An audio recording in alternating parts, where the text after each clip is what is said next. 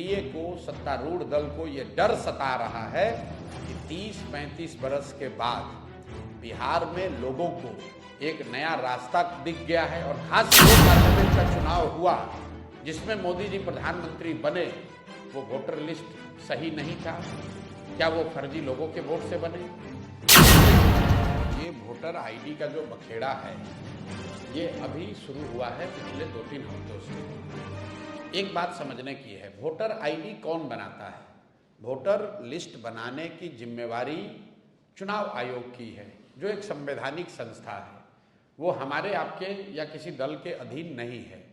हर साल उनका काम है कि जब भी चुनाव हो तो एक संशोधित वोटर लिस्ट बने, उसकी शुद्धता, उसकी स्वच्छता बनाए रखना चुनाव आयोग का काम है। अभी 1.5 बरस पहले बिहार में चुनाव हुआ, पूरे देश में चुनाव हुआ। उसी वोटर लिस्ट से देश की पार्लियामेंट का जो सबसे बड़ा सदन है, इस देश का लोकतंत्र का सबसे बड़ा मंदिर है, जिसके जरिए यहाँ के प्रधानमंत्री का चुनाव हुआ है, उसी वोटर लिस्ट से उनका चुनाव हुआ। अब आप बता रहे हैं कि वो वोटर लिस्ट फर्जी है, तो क्या चुनाव आयोग ये स्वीकार करने को तैयार है कि जो पार्लियामेंट का चुनाव हुआ जिसमें मोदी जी प्रधानमंत्री बने, वो वोटर लिस्ट सही नहीं था? क्या वो फर्जी लोगों के वोट से बने? और अगर लोकसभा चुनाव के बाद से फर्जी लोग आ गए, जैसा कि बताया जा रहा है सूत्रों के हवाले से कि नेपाली और बांग्लादेश के बहुत सारे लोग बिहार में वोटर लिस्ट में अपना नाम घुसा लिए हैं या बिहार में आके रह रहे हैं, तो इसका दोष, इसका जवाब भी एनडीए की सरकार को ही देना होगा। क्योंकि लोकसभा चुनाव के बाद बिहार में मोदी जी की और नीतीश जी की ही सरकार है, तो आपने ये कैसे अलाउ किया कि बांग्लादेश से लोग आकर यहाँ रह रहे हैं? आपका प्रशासन क्या कर रहा है? आप अगर नेपाल से लोग आकर बिहार में वोटर लिस्ट में नाम जोड़ रहे हैं तो बिहार सरकार की पुलिस और प्रशासन क्या कर रहा है? तो भैया किसी भी तरीके से वो आर्ग्यूमेंट देंगे, ये यही साबित होगा कि गलती उनकी है।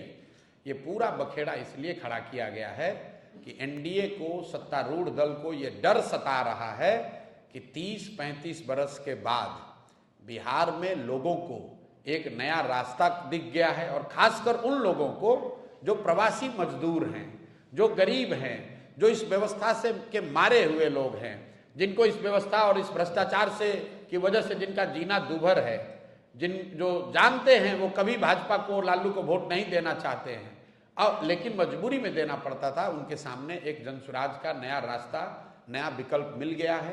तो अब भाजपा वाले, एनडीए वाले कोशिश कर रहे हैं कि इस तरह के युवा, इस तरह के प्रवासी मजदूर या समाज के वो वर्ग जो भाजपा एनडीए के खिलाफ वोट देने वाले हैं, उनको वोटर लिस्ट के शुद्धता के नाम पर उनको परेशान किया जाए और जहां तक हो सके उसका नाम काटा जाए।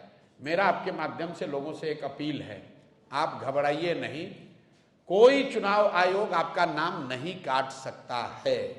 सुप्रीम कोर्ट का जजमेंट है, चुनाव आयोग को नागरिकता जांचने और तय करने का कोई अधिकार नहीं है।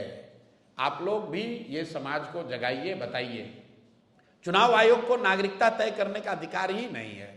वो सिर्फ ये कह सकते हैं कि आप वो डॉक्यूमेंट लाइए जिससे कि वोटर लिस्ट में आपका नाम ऐड किया जा सके।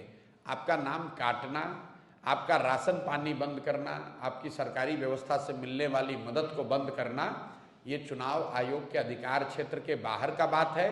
तो थोड़ी परेशानी जरूर हो रही है, लेकिन लोकतंत्र है, इसमें लड़ना ही पड़ेगा, लड़कर लोगों को अपना हक लेना पड़ेगा। और वोट का अधिकार सबसे बड़ा अधिकार है, इसको किसी को नहीं छोड़ना है। आपके पास अगर कागज नहीं है, लोग आपका नाम काट रहे हैं, आप किसी भी राजनीतिक दल से आपका सरोकार है, जनसुराज अच्छा लगता है तो जनसुराज के पास आइए, दूसरा कोई दल अच्छा लगता है उसके पास जाइए, लेकिन अपना वोट जरूर दीजिए। और देने के लिए जरूरी है कि आप अपना नाम वोटर लिस्ट में अंकित कराइए।